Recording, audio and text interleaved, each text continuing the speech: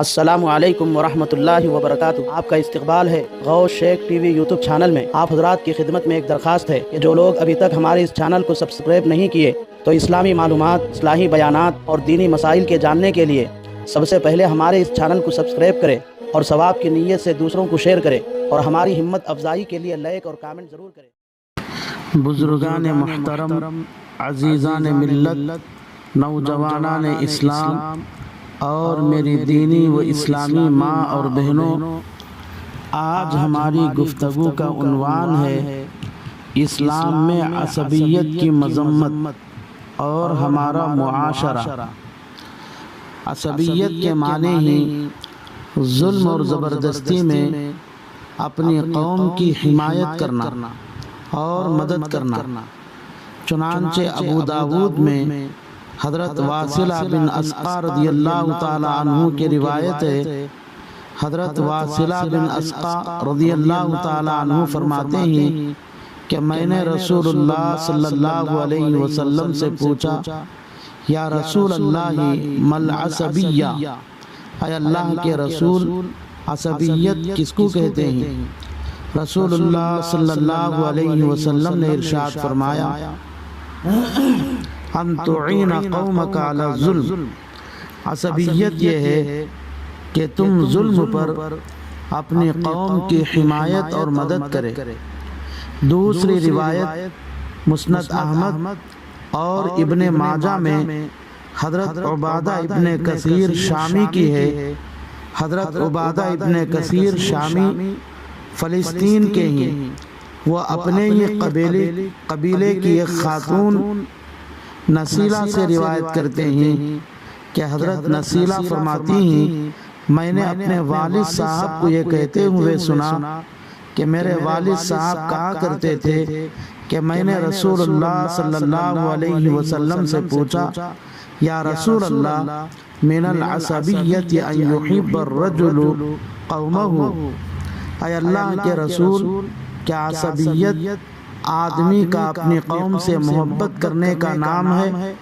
آپ صلی اللہ علیہ وسلم نے فرمایا، لا، نہیں، ولیکن من العصبیت ان ینصر الرجل قومہ علی الظلم، بلکہ عصبیت یہ ہے کہ آدمی ظلم و زیادتی پر اپنی قوم کی مدد کرے۔ ان روایتوں سے معلوم ہوتا ہے کہ اپنی قوم، اپنی برادری، اپنے رشتہ دار، اپنے دوست و احباب، اپنے تعلق رکھنے والوں کی انصاف کے لیے مدد کرنا عصبیت میں داخل نہیں ہے، اس لیے کہ یہ کام صرف جائز ہی نہیں بلکہ بہترین کار خیر ہے۔ لیکن کسی نے کسی دوسرے پر ظلم و زیادتی کیا ہے، یا اس کی عزت آبرو پر حملہ کیا ہے، یا ناحق اس کے جان و مال کا نقصان کیا ہے۔ اب جس نے ظلم و زیادتی کی ہے، عزت لوٹی ہے، ناحق جان یا مال کا نقصان کیا ہے، وہ ظالم ہے۔ اور جن پر ظلم و زیادتی ہوئی ہے، جن کی عزت لوٹی گئی ہے اور جن کے جان و مال کا ناحق نقصان کیا گیا ہے، وہ مظلوم ہے۔ تو اسلام اور شریعت، دین و مذہب نے ظالم کو ظلم سے روکنے اور مظلوم کی مدد کرنے کی ترغیب اور تاکید فرمائی ہے۔ اگر کوئی شخص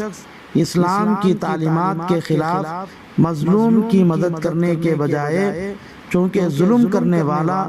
اپنا بھائی ہے، باپ ہے، بیٹا ہے، یا اپنا رشتہ دار ہے، یا اپنے خاندان اور قبیلے کا ہے، یا اپنے محلے یا بستی کا ہے، یا اپنے برادری اور علاقے کا ہے، یا اپنا دوست ہے اور تعلق رکھنے والا ہے، اس لیے ظلم کرنے والے کی مدد کرے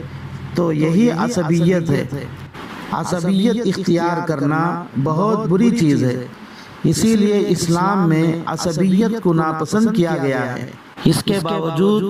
ہم اپنے ماحول اور معاشرے میں دیکھتے ہیں کہ لوگ خاندان کی وجہ سے، رشتہ داری کی وجہ سے، برادری کی وجہ سے، دوستانہ اور تعلق کی وجہ سے ناحق ظلم و زبردستی کرنے والوں کا ساتھ دیتے ہیں۔ اور ان کی مدد کرتے ہیں، حالانکہ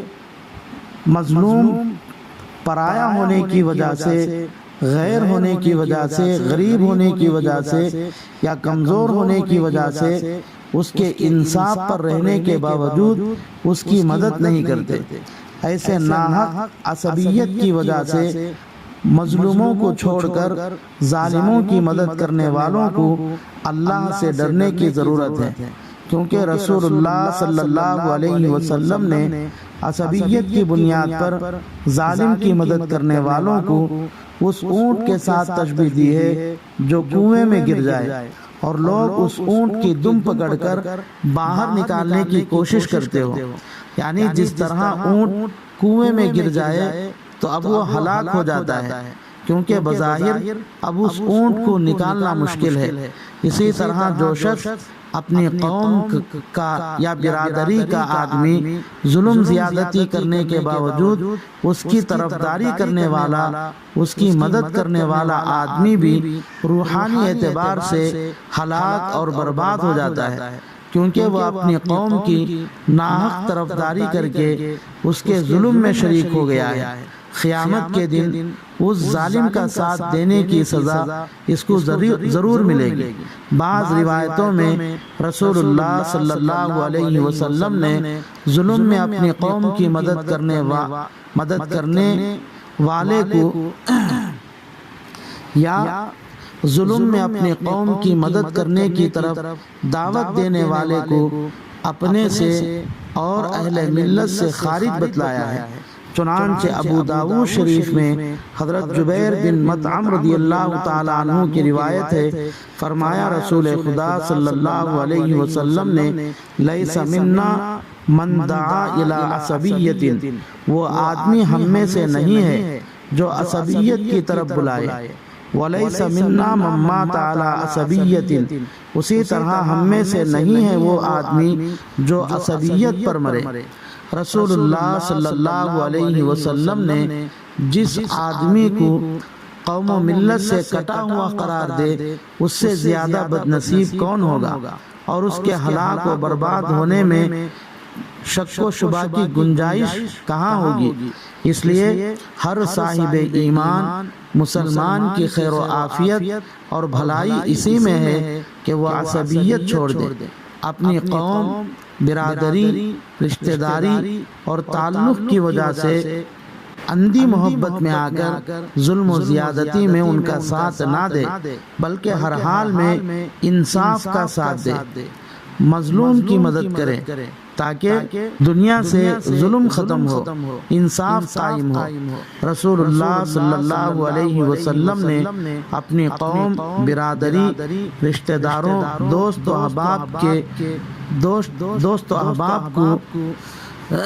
ظلم سے روکنے کی ترغیب دی ہے۔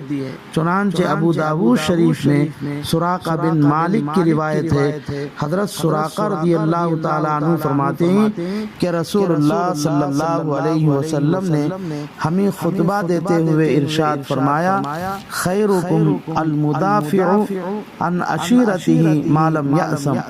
تم میں بہترین آدمی وہ ہے جو اپنی قوم اور جماعت کے لوگوں کے ظلم و زیادتی کو روکنے والا ہے جب تک کہ وہ خود ظلم و زیادتی کے گناہ کا مرتکب نہ ہو۔ اس حدیث کے آخری جملے پر ایک اعتراض ہے، وہ یہ ہے کہ آدمی جب اپنی قوم اور جماعت کے لوگوں کو ظلم سے روکے تو خود ظلم کے گناہ کا مرتکب کیسے ہو سکتا ہے؟ اس کا جواب یہ ہے کہ اپنی قوم یا برادری کا کوئی آدمی یا پوری جماعت کسی پر ظلم کرے تو اب یہ شخص ان کو روکنے کے لیے صرف زبان سے سمجھانا کافی تھا، مگر یہ شخص ان کو صرف سمجھانے کے بجائے ان کو خود مار پیٹ کرنے لگ جائے، یا ان لوگوں کو ظلم سے روکنے کے لیے ہلکی سی مار پیٹ کی ضرورت تھی مگر اس نے مار مار کر زخمی کر دیا، تو اب یہ شخص اپنے قوم کے لوگوں کو تو دوسروں پر ظلم و زیادتی کرنے سے روک دیا ہے، لیکن یہ خود اپنی قوم کے ساتھ ضرورت سے زیادہ سختی کر کے خود ظلم کیا ہے، تو اب خود اس کے لیے ظلم کرنے کا گناہ ہوگا۔ اس لیے اپنی قوم کو ظلم و زبردستی سے روکنا تو ضروری ہے، البتہ شرعی حد میں رہ کر کرے، تاکہ دوسروں کو ظلم کو روکنے کے چکر میں خود ظالم نہ بن جائے۔